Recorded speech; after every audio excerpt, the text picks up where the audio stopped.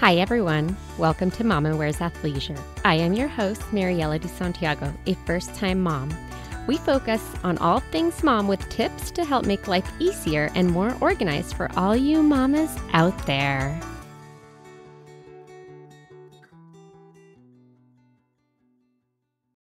Hi, everyone. Today, we're going to talk a little bit about mental health and anxiety specifically, and talking about how that affects us as moms.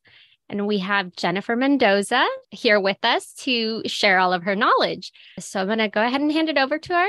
Hi. Oh my gosh. Thank you so much for having me. I'm so happy to share some information. I am a licensed clinical social worker. I specialize in perinatal mental health, infertility, and healing from birth trauma. I do have a private practice here in San Diego, and that's where I live with my husband and my two kids. I have a 1-year-old and a 3-year-old. And if anybody has experienced that 2 under 2 life, you know how chaotic that can be. But thankfully, things are kind of like mellowing out now as they're getting older. You know, my own journey to motherhood was definitely influenced my desire to specialize in perinatal mental health. So my own experiences with infertility and traumatic childbirth and postpartum stress really just fueled my passion to hold space and empower women as they're in navigating these difficult seasons. So that's what my focus is in my private practice. Can you tell us a little bit about how an individual's mental health is affected during the perinatal period? I like to start off with talking about what is the perinatal period, because I think we don't often hear about this term and we're starting to use it more. So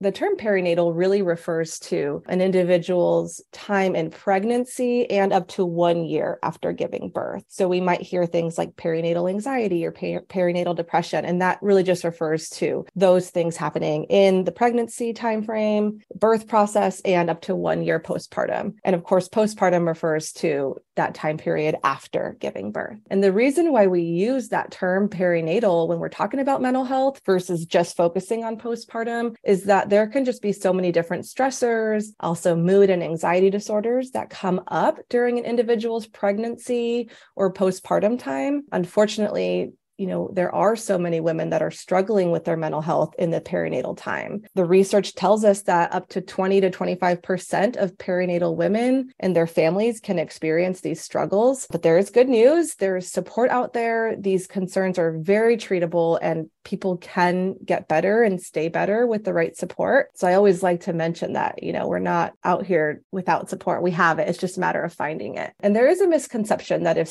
somebody is struggling, if a mom is struggling in this time, then, it's postpartum depression. But in reality, there is a range of other mental health concerns that can impact a woman during this time. One of the common things I see in my practice is anxiety, perinatal anxiety coming up for women. So I'm coming up to 1 year with my son, and you are so right on the fact that we don't talk about any other mental health. And I guess I just didn't learn about the anxiety piece being so common until I'd say probably within the last 3 months, which is crazy because you go to the doctor right after you have your baby and you take all of these.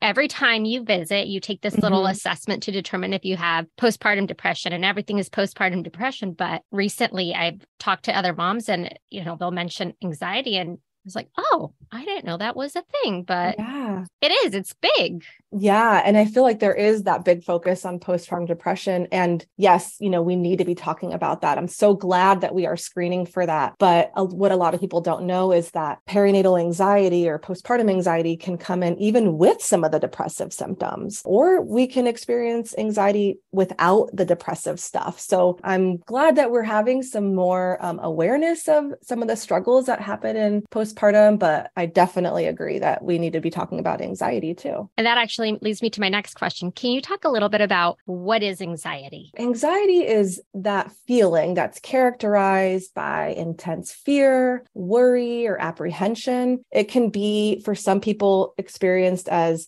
like a nervousness or even like the full spectrum of like intense dread. And in the perinatal time, perinatal anxiety, this can look like excessive worry, often about your own health as the mama or baby's health. There can be difficulty controlling the worrying. So we talk about rumination, like thinking about these things over and over again, or persistent or intrusive thoughts. So thoughts that are kind of like alarming that, we don't want to be thinking about, but they just keep coming up for us. There can also be agitation and irritability. And for some moms in postpartum, this can escalate to rage. And then we can see moms go through this cycle of this leading to spiraling into guilt or shame, especially in new motherhood, feeling like I'm not good enough as a mom, like I'm not doing a good job, or I'm not meeting my baby's needs. There also can be like restlessness or an inability to sit still. Sometimes I talk to new moms and they're sharing about this inability to rest, especially in early postpartum. They can feel like they need to be super productive,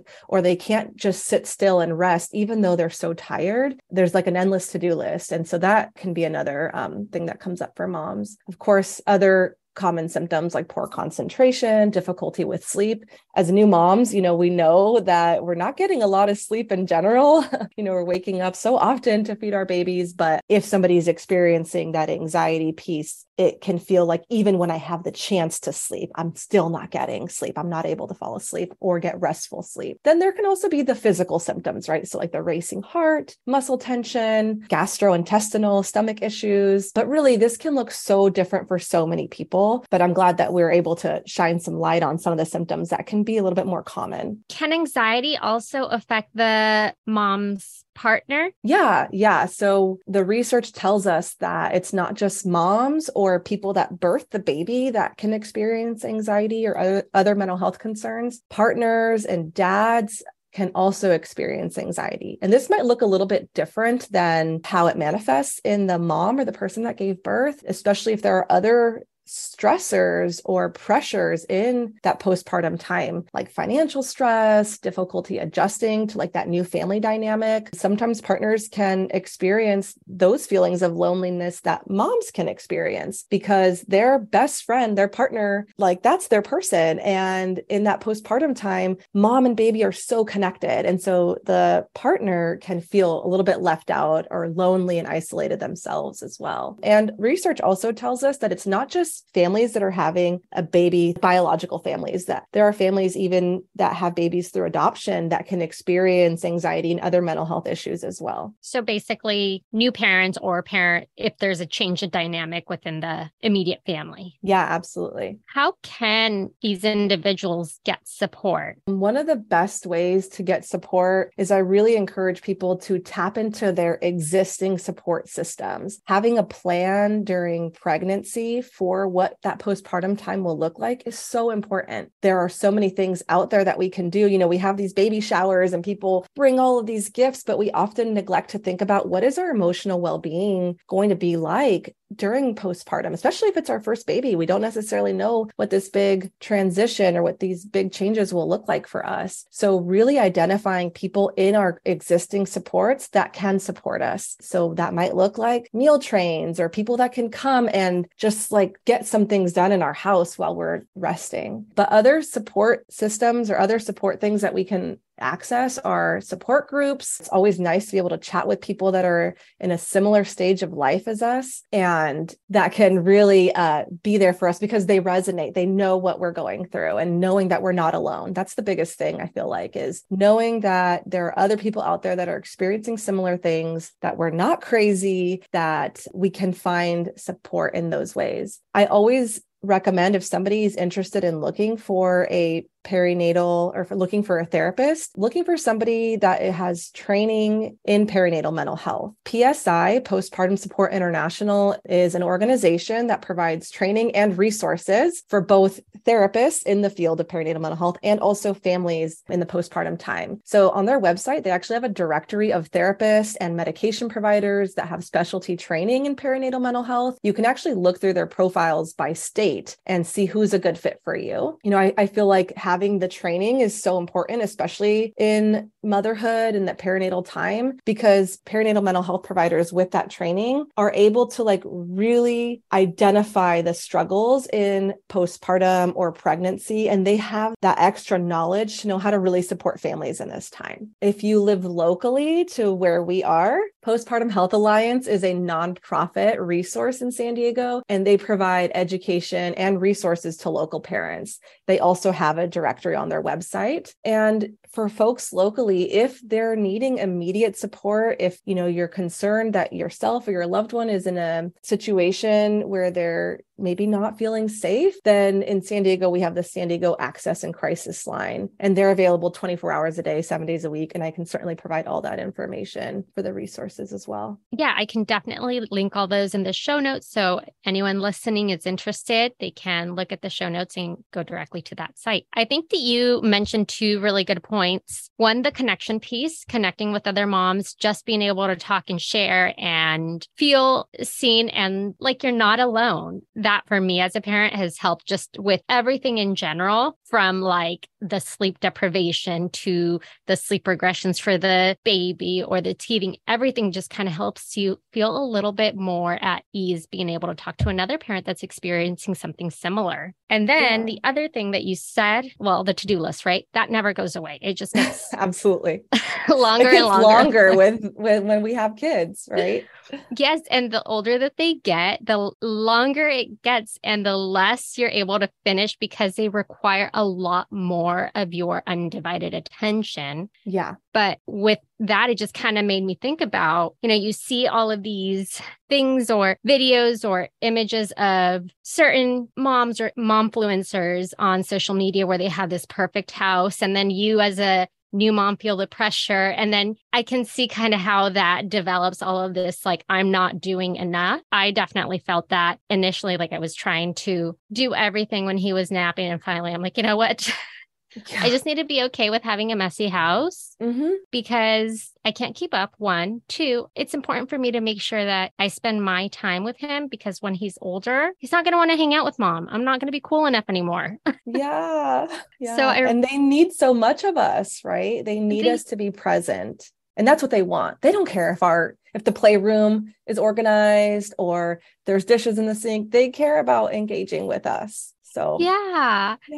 My son has just been in this stage of not wanting to let me put him down. And initially I was kind of irritated because I couldn't load the dishwasher or make the bed. And finally I was like, you know what? This is a great excuse for me to just lay on the couch and cuddle with him and then just shrug off the fact that the kitchen looks like a tornado went through it. Like it'll get done in a few years.